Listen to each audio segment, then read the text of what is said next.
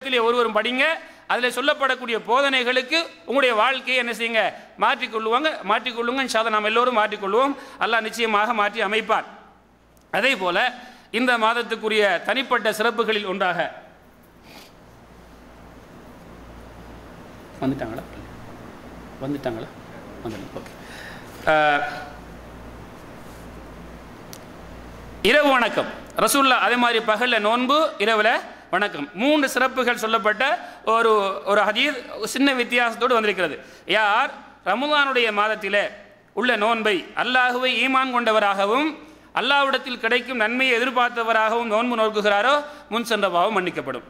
அதே போல ரமலானுடைய மாதத்தின் இரவு நேரத்திலே அல்லாஹுவை ஈமான் கொண்ட ஒரு மனிதர் அல்லாஹ்விடத்தில் கிடைக்கும் நன்மையை எதிர்பார்த்து இரவு வணக்கத்தை யார் நிறைவேற்றுகிறாரோ அவருடைய முன் சென்ற பாவம் மன்னிக்கப்படும். இன்னொரு ரிவாயத்தில் அந்த லைலத்துல் கத்ர் என்ற இரவு உண்டு, அதை குறிப்பு வருகிறது. அப்போ மொத்த மாதமும் வந்திருக்கிறது.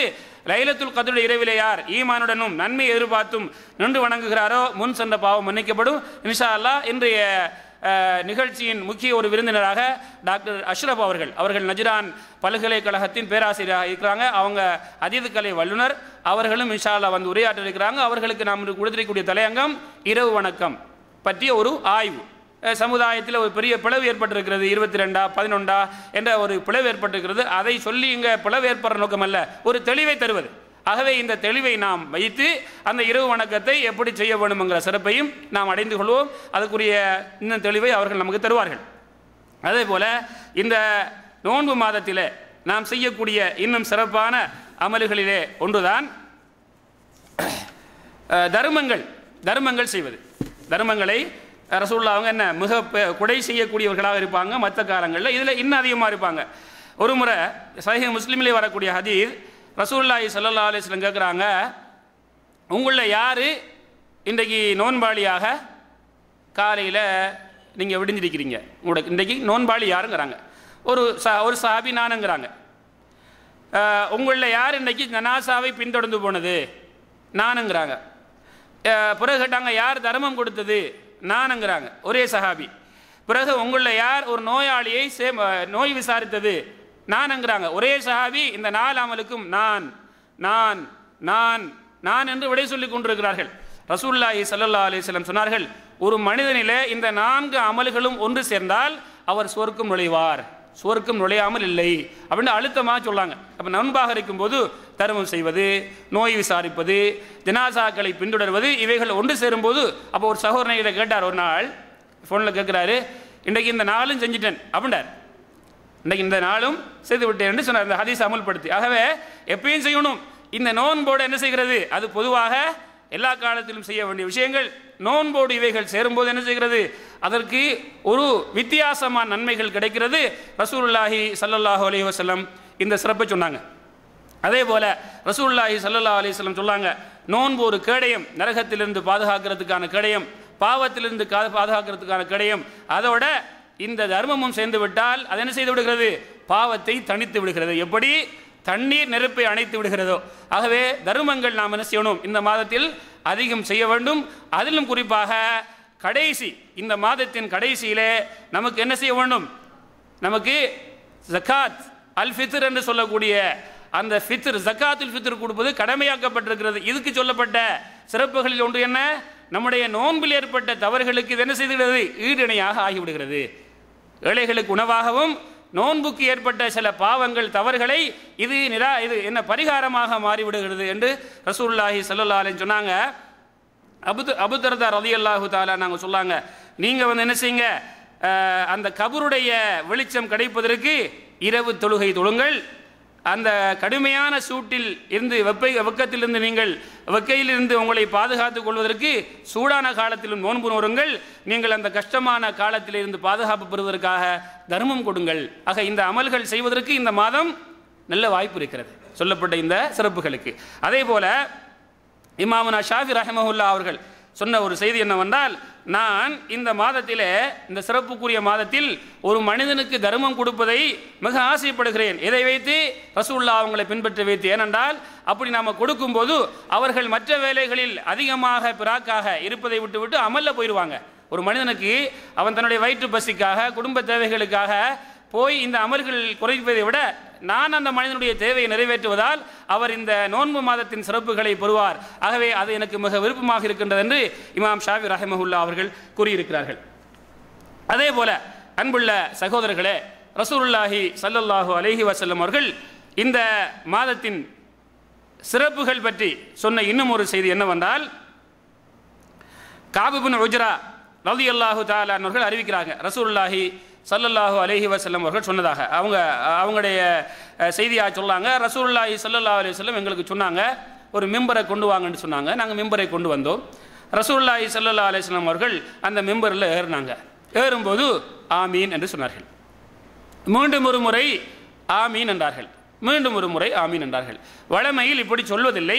அன்று இப்படி சொன்னாங்க ஸல்லல்லாஹு அலைஹி வஸல்லம் அவர்கள், ஆமீன் ஆமீன் ஆமீன் என்றார்கள்.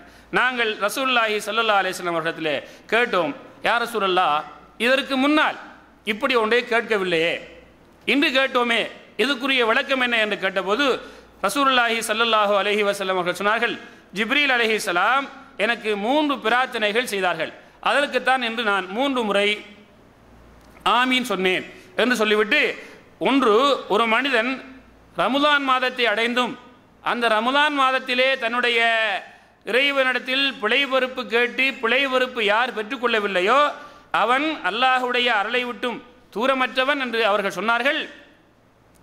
அதற்கு நான் ஆமீன் சொன்னேன். அதாவது அல்லாஹுடைய அருளை விட்டும் தூரமானவர் என்று அவங்க பிரார்த்தித்தாங்க. அதுக்கு நான் ஆமீன் சொன்னேன்.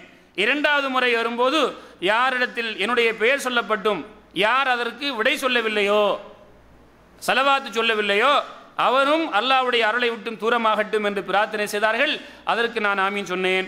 3வது முறை வரும்போது யாரிடத்திலே அவருடைய பெற்றோர் தாயும் தந்தையும் முதுமை அடைந்து அவர்கள் மூலமாக இந்த மனிதன் சொர்க்கம் செல்லவில்லை என்றால் அவரும் என்ன செய்யட்டும், அல்லாஹ்வுடைய அருளை விட்டும் தூரமாகட்டும் என்று பிரார்த்தித்தார்கள்.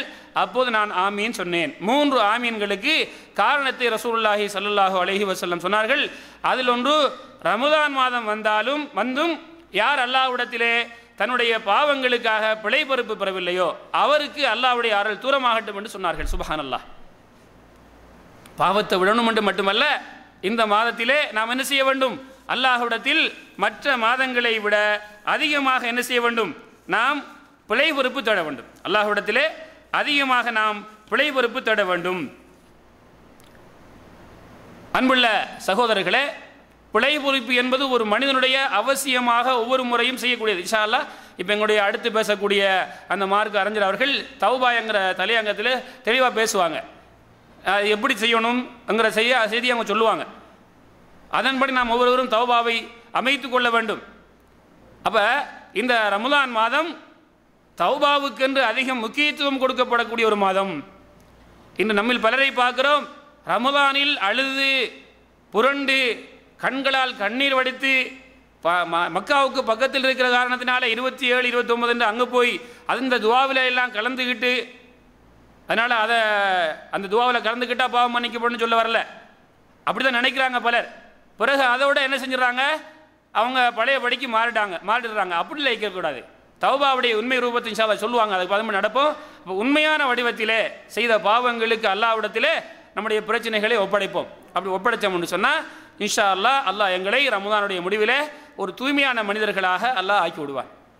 ஆக இந்த ரமலான் மாதத்தில் அல்லாஹ்விடத்திலே அழுது புரண்டு அல்லாஹ்விடத்தில் பிழை பொறுப்பு தேடுங்க. ஆயிஷா ரலியல்லாஹு தஆலா அவங்க கேட்குறாங்க, யா ரசூலல்லாஹ், நான் லைலத்துல் கத்ருடைய இரவை அடைந்து கொண்டால் நான் என்ன கேட்கணும், எப்படி கேட்கணும், எப்படி கேட்கணும் அப்படிங்கிறாங்க. துவா கேட்கறதுல எந்த துவாவுக்கு முக்கியத்துவம் கொடுக்கணும் அப்படிங்கிறாங்க. அப்போ என்ன சொன்னாங்க, ரசூலுல்லாஹி ஸல்லல்லாஹு அலைஹி வஸல்லம் பாவ மன்னிப்புக்கு முக்கியத்துவம் கொடுங்க. அல்லாஹும்ம இன்னக அஃபுன் துஹிப்புல் அஃவ ஃபஃபு அன்னி, இறைவா என்னுடைய நீ மன்னிப்பாளன், மன்னிப்பை விரும்பக்கூடியவன், என் பாவத்தை மன்னிப்பாயாக. அதாவது அந்த சிறப்பு முக்கிய இரவில் இதுக்கு முக்கியத்துவம் கொடுங்கிறாங்க ஸல்லல்லாஹு அலைஹி வஸல்லம்.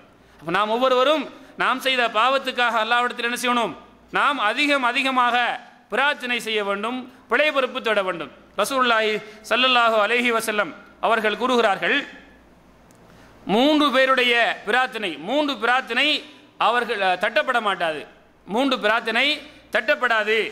ஒரு நோன்பாளி நோன்பு திறக்கும் வரை, ஒரு நீதமான அரசன் அநியாயம் செய்யப்பட்டவன், அதாவது இந்த 3 பேர் கேட்குற அந்த பிரார்த்தனை தட்டப்படாதான்.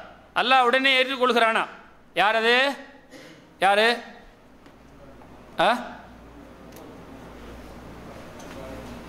விளங்கலை எனக்கு. நோன்பாளி நோன்பு திறக்கும் வரை, அடுத்தது நீதியான அரசன் அநியாயம் செய்யப்பட்டவர். இது அல்லாஹ் தஆலா மேகத்துக்கு மேலே உயர்த்துகிறான். வானத்தின் கதவுகள் திறக்கப்படுகிறது. அந்த கண்ணியத்துக்குரிய ரப்பு சொல்கிறான், என் கண்ணியத்தின் மீது, என்னுடைய அந்த உயர்வு மீது, மகிமை மீது சத்தியமாக என்ன செய்வேன், இப்போ இல்லாட்டியும் பிறகாத உங்களுக்கு நான் உதவி செய்வேன். ஆக அப்படிப்பட்ட ஒரு சிறப்புமிக்க மாதம் வரப்போகிறது. அதை சடங்கு சம்பிரதாயமாக தயவு செய்து நம்ம ஆக்கிடக்கூடாது. இந்த சிறப்பான மாதத்தை வீணாக்கி விடக்கூடாது.